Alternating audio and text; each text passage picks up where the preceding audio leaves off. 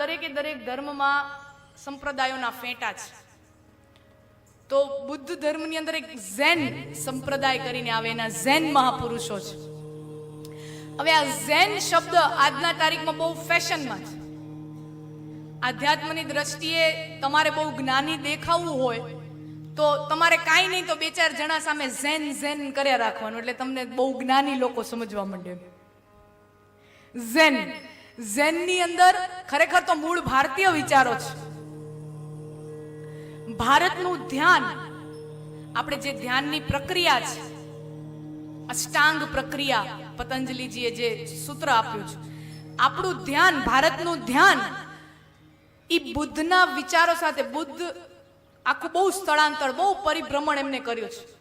પગે ચાલીને ઘણું બધું ફર્યા છે, ભારતમાંથી નીકળ્યા છે. ભારતનું ધ્યાન બુદ્ધના વિચારો સાથે ગતિ કરતા કરતા ચીનમાં પહોંચ્યું. એ ચીનમાં બન્યું ચ્યાન. ભારતના ધ્યાનને ચીનની અંદર ચ્યાન કહેવાય.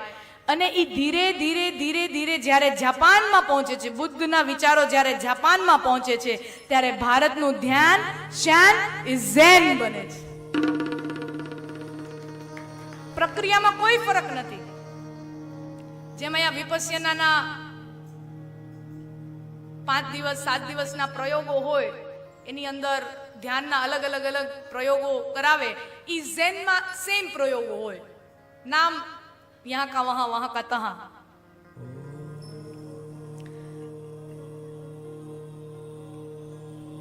તો ઝેન મહાપુરુષો 3 મોડેલ રાખતા, 4 મોડેલ રાખતા પોતાના પાસે. ગાંધીજીએ જોયા અને એમને બહુ ગમ્યા. અને હું ને તમે નાનપણમાં એના વિશે ખૂબ ભણ્યું છે. ગાંધીજી કે 3 બંદર, એ ખરેખર ઝેન મહાપુરુષોનું મોડેલ હતું. અને એ 3 નહોતા, 4 હતા. ગાંધીજીને 3 અપનાવ્યા એમના માટેના 3 એમને, કારણ કે જેટલું ફાવતું, જેટલું ગમતું હોય એટલું જ રખાય, એવું નથી કે જેટલું હોય એટલું. તો એમને જે પ્રિય પડ્યું એ 3 મોડેલ એમને રાખ્યા. બુરા મત દેખો, બુરા મત બોલો, બુરા મત સુનો. ખરેખર આપણે આ જે શીખ્યા છીએ, જે વાંચ્યું છે, એ થોડુંક એના શબ્દો ખોટા છે. ઝેન મહાપુરુષો એ મોડેલ પોતાના ધ્યાન માટે રાખે, એ મોડેલ પોતાની સામે રાખે અને એનું ધ્યાન કરે. એ મોડેલ દબાણ નથી સૂચવતું, સપ્રેસ. બુરા મત દેખો, આ તો એક દબાણ થયું. બુરું જોતો નહીં, ખરાબ જોતો નહીં, આ તો એક દબાણ થયું. એક દબાણ નથી સૂચવતા. ખરાબ ન જો, એના માટે પણ પેલા જોવું તો પડે ને, તો નક્કી કરીએ ને કે આ ખરાબ છે કે સારું છે. પેલા જોવું તો પડે. કોકની નિંદા કુથલી થતી હોય, ગાળાગાળી થતી હોય ને આપણે આમ બેઠા હોય, આપણે ભલે કઈ બોલતા ન હોય, આપણે એમ સાંભળતા હોય, તો આપણે આપણા કાન બંધ કરી દઈએ તો ઈ બંધ થઈ જાય. મનમાં રૂગી ચાલવા માંડે. આગળ શું થયું હશે, આગળ શું થયું હશે. તો ઈ સપ્રેસ નથી બતાવતા. ઈ મોડેલ એમ કે છે, देखो ही मत जब तक अत्यंत आवश्यक ना हो, सुनो ही मत जब तक अत्यंत आवश्यक ना हो, और बोलो ही मत जब तक अत्यंत आवश्यक ना हो.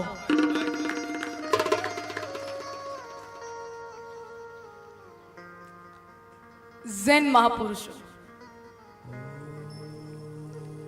અને પછી તો પૂતનાએ લાલાને પોતાના ખોળામાં લીધો છે અને સ્તનપાન જ્યાં કરાવવા જાય, ઝેર લગાવીને આવી છે પૂતના.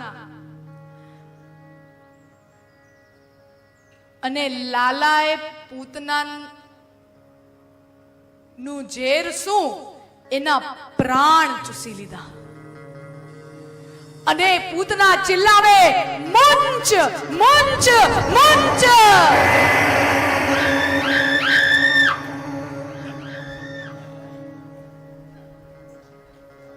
આ કોણ હતું?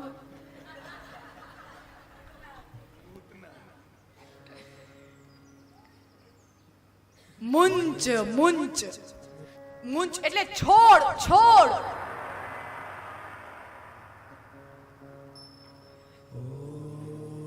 વખત બોલ્યા છે, છોડ છોડ. એટલે જીવનની જેટલી પણ સમસ્યાઓ જે દ્વંદ્વમાંથી આવે, જે ડ્યુઆલિટીઝમાંથી આવે, લાભ હાનિ, માન અપમાન અને સૌથી છેલ્લે જન્મ મરણ, આ બધાયના દ્વંદ્વમાંથી તું મને છોડ છોડ. અને પૂતનાની મુક્તિ કરે છે. હવે આની અંદર આપણે આ પૂતના જોઈ, આ એનું ચરિત્ર વર્ણન, એ લીલા, ભગવાનની લીલા જોઈ. હવે આ પૂતના કોણ હતી?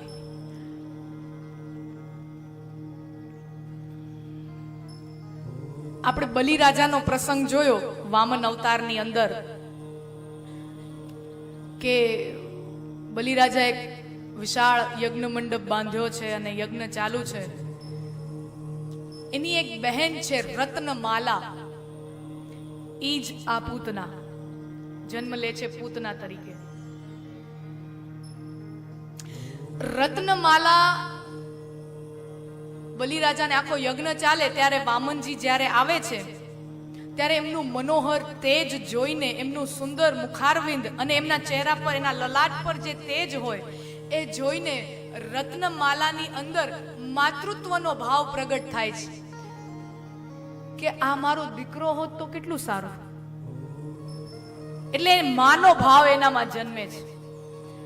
અને થોડીક જ વારમાં જ્યારે વામનથી પરમાત્મા વિરાટનું સ્વરૂપ ધારણ કરે છે અને જોવે છે કે આ તો મારા ભાઈની બધી સંપત્તિ લઈ લેવા માંગે છે, ત્યાં તરત એનો વિચાર બદલી જાય, આને તો હું મારી નાખું. એના બે વિચારો તરત આવ્યા. એ એક જ સાથે બે વિચાર આવ્યા. એક તો માતૃત્વનો વિચાર આવ્યો અને સાથે સાથે મારવાનો પણ વિચાર આવ્યો. તો આ જન્મની અંદર વ્યાસજી લખી ગયા છે કે માતૃત્વના સ્વરૂપમાં એ લાલાને મારવા માટે આવ્યા છે.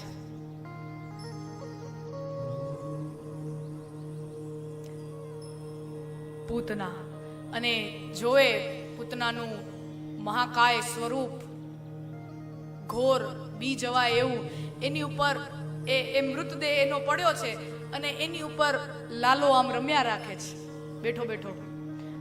ગોપીઓ બધી આવી અને જોઈ કે ત્યાં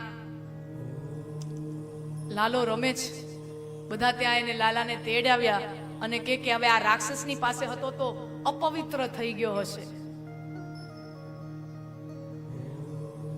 અને ગાયનું મૂત્ર, ગૌમૂત્રથી લાલાને નવડાવીને એને પવિત્ર કરે. તમે ગોપીઓનો પ્રેમ તો જોવો, સાક્ષાત પરમાત્માને પવિત્ર કરવા જાય.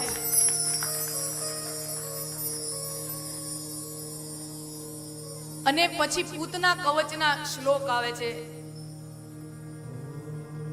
11 શ્લોક. વાત બહુ પ્રચલિત છે કે માં જ્યારે પોતાના બાળકને સ્નાન કરાવે ત્યારે આ પૂતના કવચ જે ગોપીઓએ ગાયા હતા, લાલાને નવડાવતા એનું ગાન અથવા શ્રવણ કે મનન કરવું જોઈએ, એવી માન્યતા પ્રચલિત છે.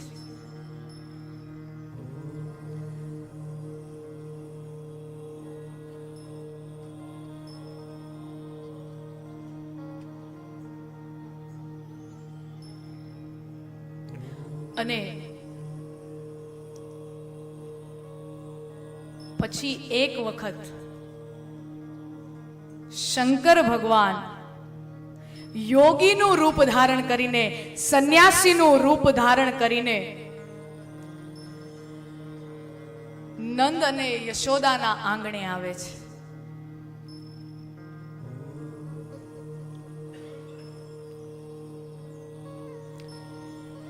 બે ભારતીય સંસ્કૃતિના એ મારા પોતાના અંગત મંતવ્યો છે, મારા પોતાના અંગત વિચારો છે કે બધા ભગવાનોનું રૂપ નિહાળો, એમની મૂર્તિ, એમના શૃંગાર, એનું વર્ણન, તો તમને બે ભગવાન એવા યુનિક મળે જેમનો શૃંગાર અત્યંત યુનિક છે.